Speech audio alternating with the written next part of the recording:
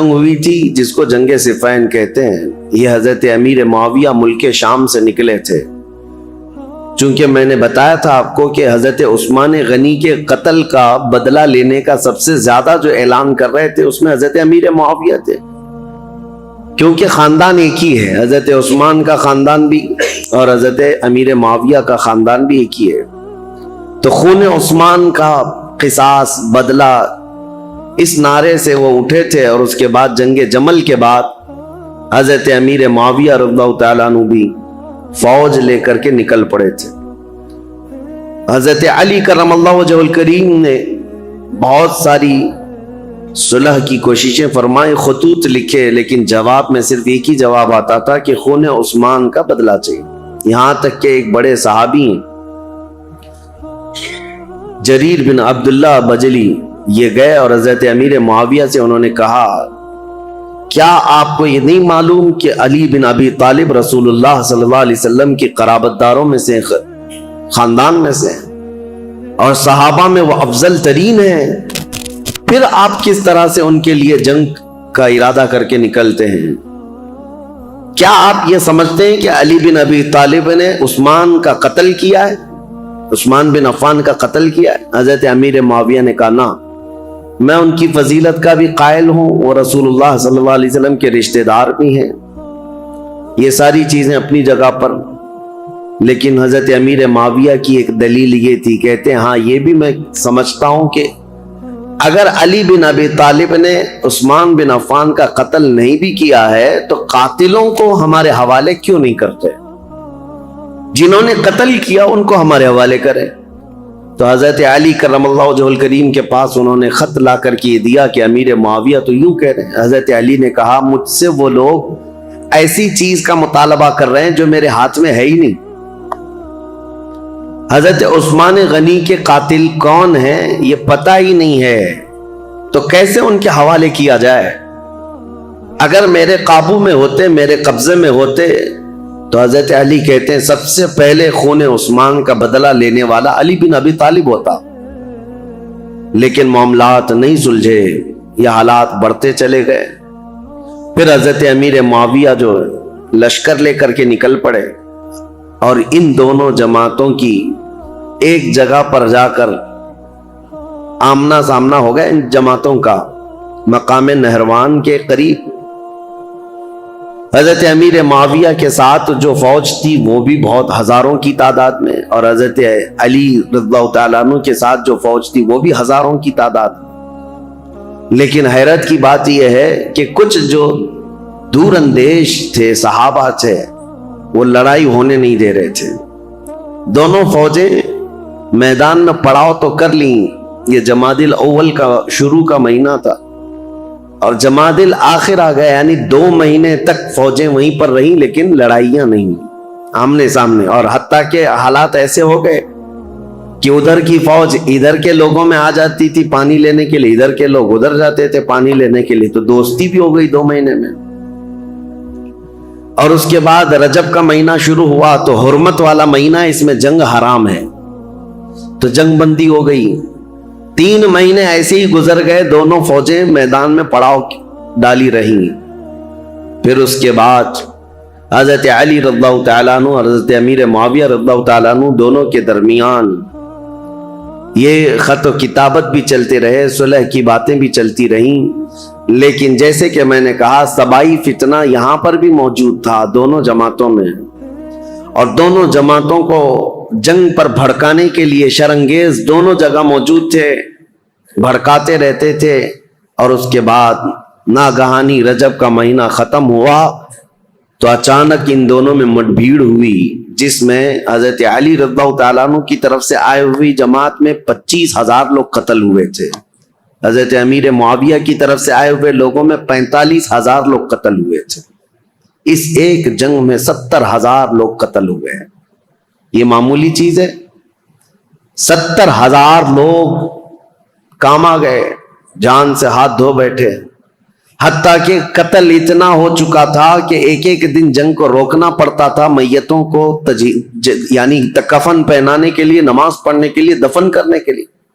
ہزاروں عورتیں بیوہ ہو گئیں، ہزاروں کی تعداد میں بچے یتیم ہو گئے اس ایک جنگ میں۔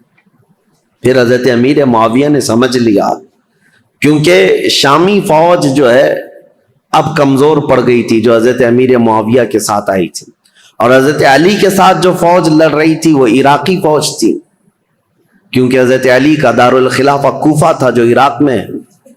عراقی فوج اور شامی فوج دونوں میں لڑائیاں ہیں، اور حجاز کے لوگ یعنی مدینہ، مکہ، یہاں کے سب لوگ حضرت علی کرم اللہ وجہہ الکریم کے ساتھ تھے۔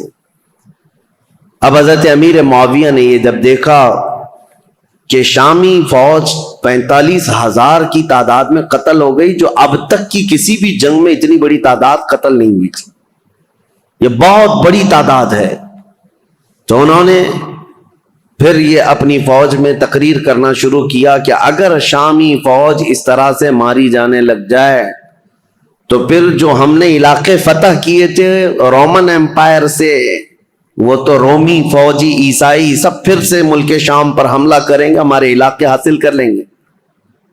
اور پھر حضرت امیر معاویہ نے عراقی فوج کو بھی بتایا کہ اے عراق کے رہنے والوں، تمہارے بھی 25,000 قتل ہو گئے، اسی طرح سے اگر تمہارا بھی قتل جاری رہا اور یہ جنگ جاری رہی تو جو تم نے علاقے فتح کیے پرشین ایمپائر سے، یعنی ایران کی جو پہلی کی حکومت تھی کسرا کی، اس سے جو علاقے تم نے فتح کیے، یہ پرشین ایمپائر کے لوگ جو پجاری ہیں آگ کے، وہ دوبارہ عراق کو حاصل کر لیں گے اور تمہارے پاس اپنے آپ کو بچانے کے لیے لوگ نہیں رہیں گے۔ یہ حکمت کے ساتھ، ظاہر سی بات ہے اتنا قتل ہونے کے بعد اب دونوں کے درمیان فکر آ گئی۔ حضرت علی کرم اللہ وجہہ الکریم نے جب یہ بات سنی تو عراقیوں کو پوچھا تو عراقی پیچھے ہٹنے کو تیار نہیں تھے، کہا کہ اب امیر معاویہ کی فوج کمزور پڑ رہی ہے اس لیے ایسی باتیں کر رہے ہیں، وہ صلح کرنے کو تیار نہیں تھی فوج۔ تو حضرت امیر معاویہ نے ایک ترکیب نکالی، 5 بڑے بڑے اپنے شام کے لوگوں کو بلایا، کیونکہ حضرت امیر معاویہ بہت ہی مدبر آدمی تھے، سیاست میں ان کا کوئی مثل نہیں ملتا، بلکہ ان کو کہتے ہیں پورے عرب کا ذہن، پورے عرب کی عقل ان کے پاس تھی۔ حضرت امیر معاویہ انہوں نے 5 بڑے بڑے قرآن مصحف جس میں قرآن لکھا ہوا تھا، قرآن پاک کے نسخے منگوائے اور کہا قرآن پاک کو اٹھاؤ اور ہم یہ اعلان کرتے ہیں کہ ہم آپس میں قرآن کو حکم بنائیں گے اور اس کے مطابق اپنے آگے کے معاملات طے کریں گے۔ اگر حضرت علی رضی اللہ تعالیٰ عنہ اور ان کی فوج اس کا انکار کرتی ہے تو پھر ظاہر سی بات ہے یہ تو کفر ہو جائے گا، قرآن کو حکم ماننے سے انکار کرنا۔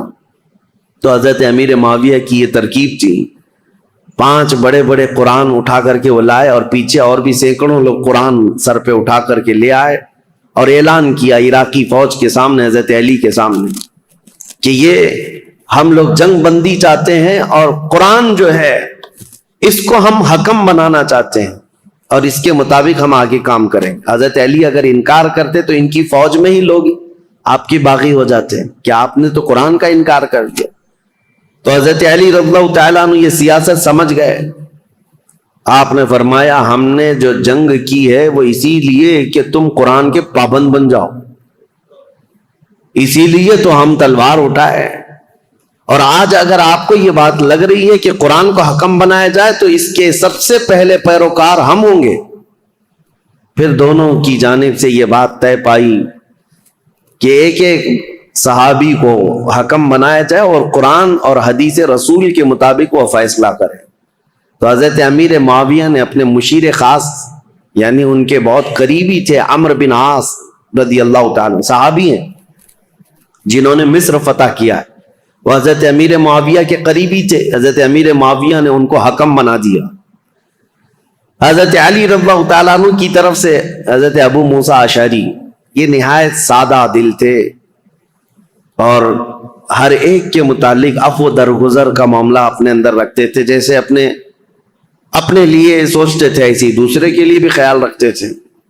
حالانکہ ابو موسیٰ اشعری رضی اللہ تعالیٰ عنہ یہ کوفہ کے گورنر رہے ہیں، مدبر رہے، ذہین رہے ہیں، لیکن حضرت علی ان کے حکم بنانے کے حمایت میں نہیں تھے، لیکن لوگوں کی زور زبردستی پر ان کو حکم بنایا گیا۔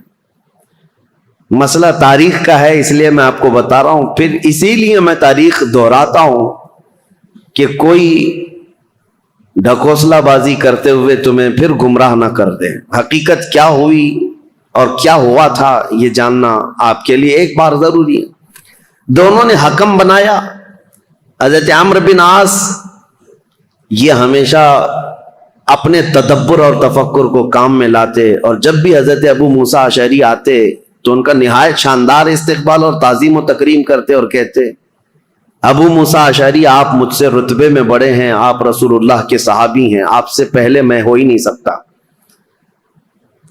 تو حضرت ابو موسیٰ اشعری پر یہ دباؤ ہمیشہ رہتا تھا، اور دونوں کو اب صلح نامے پر دستخط کروانی تھی، یا جو بھی دونوں لوگ فیصلہ لیتے اس پر عمل کرنا تھا. دونوں جماعتوں کو، دونوں نے وعدہ کر لیا تھا، دستخطیں ہو گئی تھی.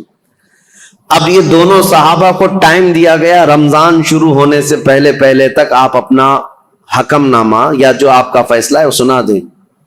ایک جگہ بھی منتخب کر لی گئی، اس جگہ پر جا کر کے اپنا فیصلہ سنائیں گے. اب دونوں آپس میں بیٹھ کر کے جو باتیں کرتے ہیں، حضرت ابو موسیٰ اشعری اور حضرت عمرو بن عاص، دونوں میں بہت لمبی گفتگو ہوئی ہے. اب وہ ضروریات میں سے نہیں ہے جس کو بیان کرنا، کیونکہ حضرت ابو موسیٰ اشعری یہ پوچھتے تھے عمرو بن عاص سے آپ کس اعتبار سے امیر معاویہ کو خلافت کا حقدار سمجھتے ہیں، جبکہ ابھی حضرت علی بن ابی طالب ہمارے درمیان موجود ہیں اور رسول اللہ کے داماد ہیں، ان کی فضیلتیں آپ سے چھپی ہوئی نہیں ہے. حضرت عمرو بن عاص نے بھی اسی طرح کی گفتگو کی. بہرحال اس پوری گفتگو کا جو خلاصہ نکلا وہ میں بتاتا ہوں. حضرت عمرو بن عاص کہتے تھے ہمیشہ کہ آپ پہلے بتائیں آپ چاہتے کیا ہیں. حضرت ابو موسیٰ اشعری نے کہا اب میں یہ چاہتا ہوں کہ مسلمانوں کو اس فتنہ انگیزی سے اور یہ روز روز کی جنگ سے نکالنے کے لیے یہ اعلان کر دوں کہ اب حضرت علی بھی خلیفہ نہیں ہے، امیر معاویہ بھی خلیفہ نہیں ہے. یہ معاملہ اب جیسے صدیق اکبر کے زمانے میں مسلمانوں کے حوالے تھا، وہ جس کو چاہیں خلیفہ منتخب کریں. رسول اللہ صلی اللہ تعالی علیہ وسلم کی وفات کے بعد جو حالات ہوئے تھے، میں یہ چاہتا ہوں کہ مسلمانوں کے حوالے یہ کر دیا جائے اور پھر سے وہ منتخب کریں. حضرت عمرو بن عاص نے کہا بالکل آپ صحیح سوچتے ہیں. حضرت عمرو بن عاص بھی اسی خیال کے حامی رہے، لیکن بہرحال دونوں حکم تھے، دونوں صحابی تھے. بات یہاں تک آئی جس دن یہ اعلان ہونا تھا حضرت ابو موسیٰ اشعری اور حضرت عمرو بن عاص کی طرف سے. یہ تاریخ ہے میرے عزیزوں. حجاز کے، مکہ مکرمہ، مدینہ طیبہ کے اکثر بڑے بڑے صحابہ بھی یہ فیصلہ سننے کے لیے آئے تھے کہ آج ہوگا کیا، کہ مسلمانوں کے درمیان جاری جنگ کو ختم کرنے جا رہے ہیں دو حکم صحابہ. تو دونوں کو الگ الگ اختیارات تھے. آپ جو کہیں گے اس پر عمل ہوگا، لیکن قرآن اور حدیث کے مطابق. تو حضرت عمرو بن عاص نے یہ کہا کہ پہلے میں نہیں سناؤں گا اپنا فیصلہ، پہلے ابو موسیٰ اشعری سنائے. حضرت ابو موسیٰ اشعری کو کھڑا کیا گیا تو انہوں نے اپنا فیصلہ سنا دیا کہ میں نے یہ ارادہ کیا ہے کہ مسلمانوں کو جنگوں میں مبتلا کرنے سے بہتر ہے کہ یہ خلافت سے دونوں معزول ہو جائیں، دستبردار ہو جائیں. جبکہ امیر معاویہ رضی اللہ تعالیٰ عنہ کی اس وقت بھی کچھ لوگ خلافت کا اعلان کرتے تھے اور یہ خلافت کا معاملہ تھا.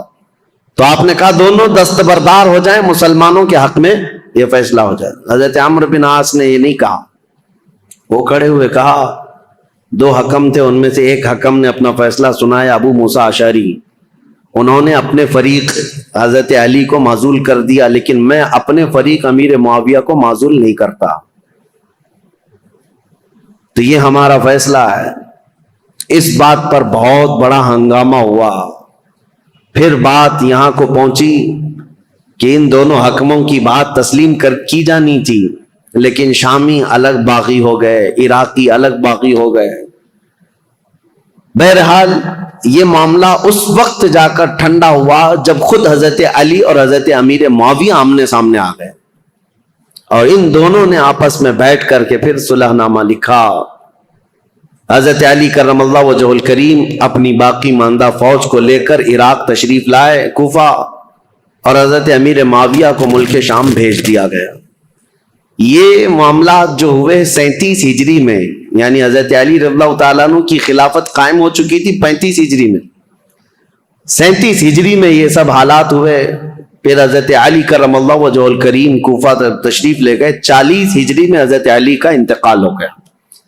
کل یہاں تک کے حالات میں آپ کے سامنے بیان کر چکا تھا. چونکہ یہ جنگ صفین کے بارے میں کل مختصراً عرض کیا تھا، آج میں نے اس کو ڈیٹیل میں آپ کے سامنے رکھ دیا. دونوں جنگیں اس میں مسلمانوں کا بڑا خسارہ ہوا ہے، جنگ جمل ہو کہ جنگ صفین ہو. روز ایسے ہی بیانات سننے کے لیے ہمارے چینل سلطان ہند میڈیا کو ضرور سبسکرائب کریں.